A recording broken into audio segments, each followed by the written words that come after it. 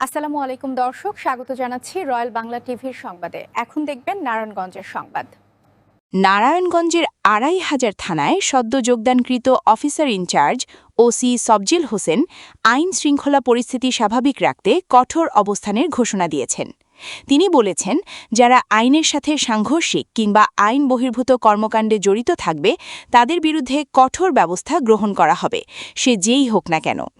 নবাগত ওসি সবজিল হোসেন বলেন, মাদক, সন্ত্রাস, চুরি, ছিনতাই, দখলবাজি ও অপরাধমূলক কর্মকাণ্ড দমনে পুলিশ জিরো টলারেন্স নীতিতে কাজ করবে।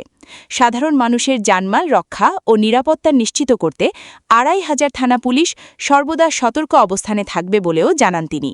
তিনি আরও বলেন, আইন সবার জন্য সমান, কোনো অপরাধীকে রাজনৈতিক বা অন্য কোনো প্রভাব খাটিয়ে ছাড় দেওয়া হবে না।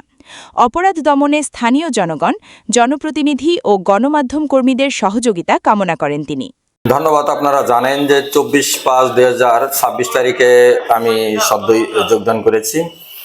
তবে আপনাদেরকে সাদরে সবাইকে কঠোর একটা বার্তা দিতে চাই যে শুধু মাদক নয়, যারা আইনের সাথে সংঘর্ষিত যে সমস্ত বিষয় থাকবে, যারা আইনের বহির্ভূত যে সমস্ত কাজগুলো করবে, আমরা তাদেরকে প্রত্যেককেই সমহারে আইনের আওতায় নিয়ে আসবো। সে যেই হোক, আমরা যারা অপরাধের সাথে যুক্ত তাদের কাউকে ছাড় দেবো না। আইনগতভাবে যেটা হয় আমি ঠিক সেটাই করব। আমরা আরও দেখেছি এই থানা, আমি বিভিন্ন ওসিদের সাক্ষাৎকার নিয়েছি, আমাদের চোখে দেখা যে রাজনৈতিক একটা প্রভাব থাকে, সেই বিষয়টা কিভাবে দেখবেন অপরাধ দমনের ক্ষেত্রে? না, আমি তো শুরুতেই বলে দিয়েছি যে সবাইকে সমানভাবে দেখব। এখানে কিন্তু কখনো বলি নেই যে আমি রাজনৈতিককে ভালোভাবে দেখব আর অপরকে মন্দভাবে দেখব। আইন সবার জন্য যেরকমই সমান, আমি সমানভাবে আইন প্রয়োগ করব।